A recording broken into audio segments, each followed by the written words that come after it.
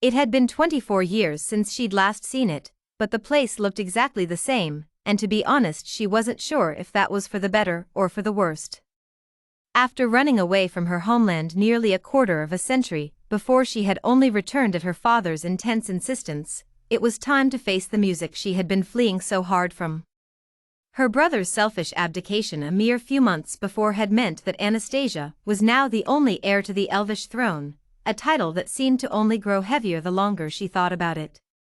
The Elvish were an incredibly talented and intelligent society in most aspects of life. They were intellectual and athletic, masters of their own unique yet powerful magic. Unfortunately, they were not the most social or empathetic race, and the ruling family, her parents, proved to be no different. Looking at her tired-looking face in the hallway mirror, she inhaled deeply as she prepared to see her parents for the first time in 24 years, to talk to them for the first time in 24 years.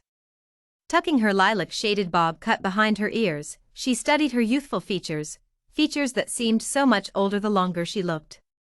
The Elvish people aged incredibly slowly. 24 years was similar to a few months in human years, so while she may still look like she was still in her early 20s, it was the emotional aging that she had gone through over the last 2 decades that was the main difference.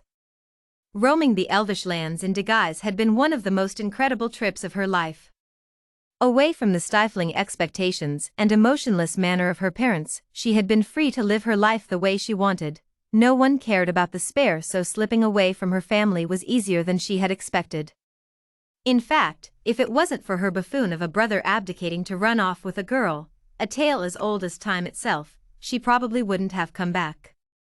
No one cared about the creative, emotional younger sister of the future king of the Elvish Empire. Not even her parents had bothered to contact her while she was away, even though she had been in disguise. Even her brother had managed to send her letters, even if it was just to call her names and to give her a heads up that he was abdicating.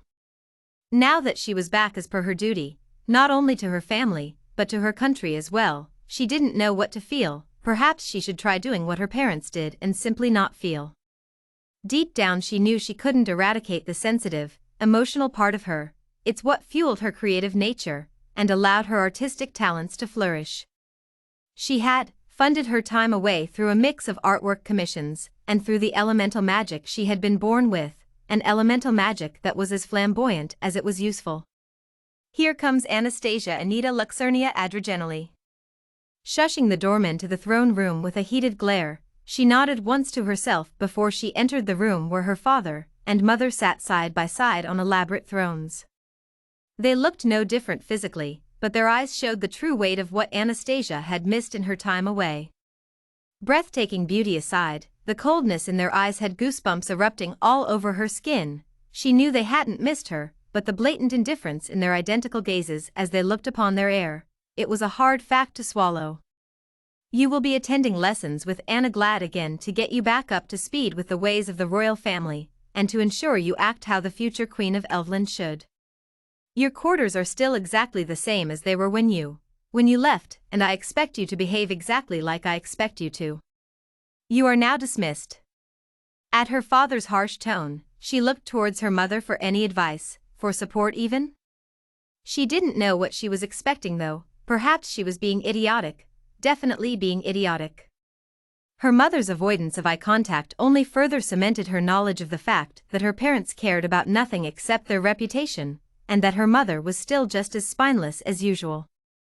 Leaving the throne room abruptly, she found herself walking the familiar halls of her childhood, as she headed to the quarters she had only been in moments before when she sat down her duffel bag, the small bag holding the only possessions she had cared enough about to take with her on her travels. Pushing the heavy wooden door shut behind her, she hastily unclipped and unzipped her dress, allowing the substantial velvety fabric to fall in a crimson pool around her ankles, the shade almost matching the gold and blood-red color scheme running throughout the palace.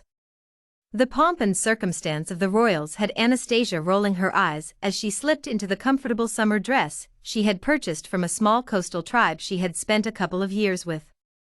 Heading over to the lacy curtains drifting lightly in the jasmine-scented breeze, she looked out at the view. The palace's pristine, sweeping grounds of natural beauty manicured to within an inch of its life still made her smile even years later. She had spent so much of her childhood exploring all the secrets the natural world had to offer, at least all the secrets that the sheltered ground of the palace could. The beauty of nature itself never ceased to amaze her, a trait that only further distanced her from the uptight and aloof nature that was the elvish royal family, that was her parents. Although she severely disliked her parents, and would never have a healthy relationship with them, she had to admit that they were good rulers. They were fair and firm, not showing any kindness, but not showing any nastiness either. They were simply what good elvish citizens should aim to be, emotionless, unflappable. Looking across the expansive grounds to the silhouette of the city dotting the horizon, she found a small smile creeping automatically across her face. Whilst she may never have a personal relationship with her parents, she did want to continue on their amazing work in bringing back the elvish population back from the brink of extinction. The elvish people were flourishing thanks to the royal family's work. Her personal affairs aside, she had a duty to the people she loved, and at the end of the day, that was all that mattered.